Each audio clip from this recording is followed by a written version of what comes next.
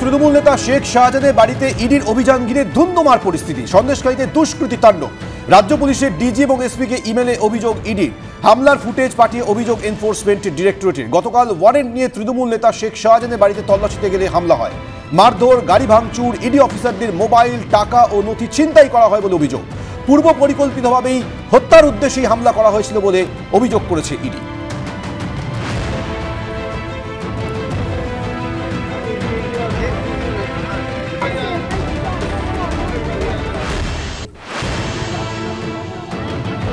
আর সন্দেশখালীতে গতকাল যে ঘটনা ঘটেছিল সেই ঘটনা প্রসঙ্গে বিস্ফোরক বিচারপতি অভিজিৎ গঙ্গোপাধ্যায়। তদন্তকারীদের সন্ত্রস্ত করে দুর্নীতির তদন্ত আটকানোর চেষ্টা। হামলাকারীরা ভারতের নাগরিক, নৌকা করে আসেনি তো। উপযুক্ত তদন্ত হলে সত্য সামনে আসবে মন্তব্য করেন মাননীয় বিচারপতি। নির্লজ্জের মতো হামলা, দেশের কাছে পশ্চিমবঙ্গের নাম ডুবলো, পুলিশে ভরসা আছে, পুলিশ পরিচালনার উপর ভরসা নেই, এই মন্তব্য করেছেন বিচারপতি অভিজিৎ গঙ্গোপাধ্যায়। দেখুন।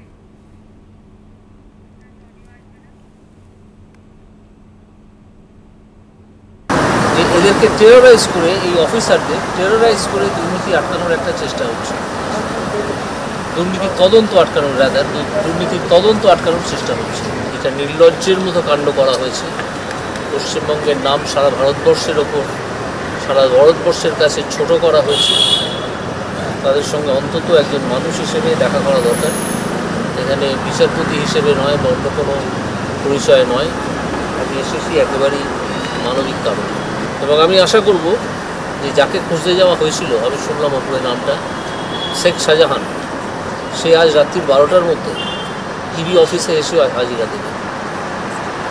এটা আমি আশা করব এবং আমি এটা তার যারা নেতা তাদেরকে জানাতে চাই, কারণ তাকে খোঁজ করতে গিয়ে এই ইডি অফিসাররা শহীদ হয়েছেন, 3 জন হসপিটালে শুয়ে আছেন। এই ঘটনা সম্পূর্ণ অনভিপ্রেত, সম্পূর্ণ লজ্জাজনক।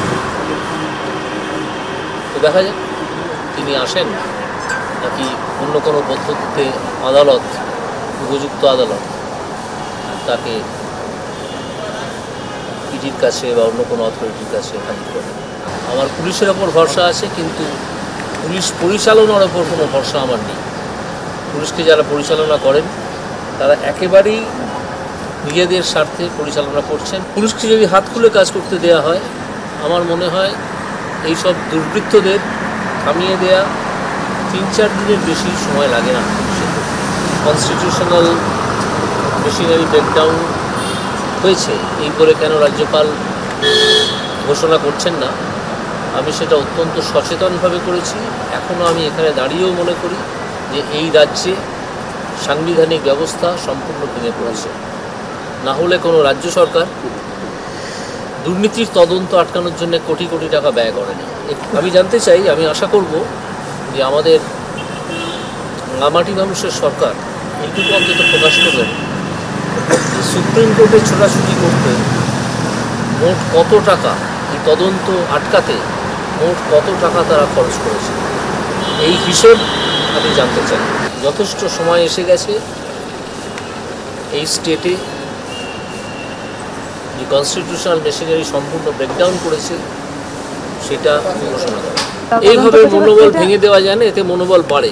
দুর্বৃত্তরা মনে করে যে এতে মনোবল হয়তো ভেঙে দেওয়া যায়, তারা জানে না যে এতে মনোবল বাড়ে। আমি শুধু বলতে চাই যে যাকে খুঁজতে যাওয়া হয়েছিল তার দেখা পাইনি, বদলে 3 জনকে মেরে নার্সিংহোমে পাঠাতে হয়েছে, মারা হয়েছে নির্লজ্জভাবে।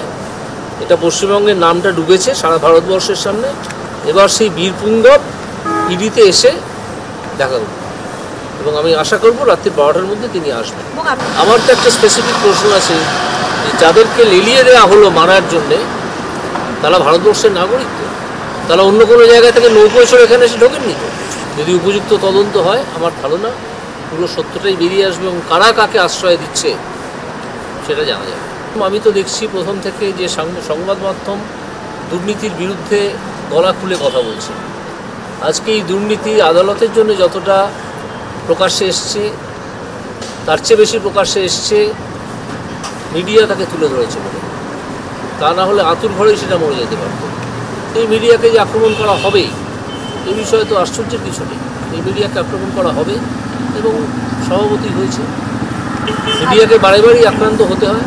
সেটা আদালতে মামলা যদি হয়, কেউ যদি মামলা গিয়ে করেন, তাহলে যে আদালত সেটা শুনবেন তিনি ঠিক করবেন।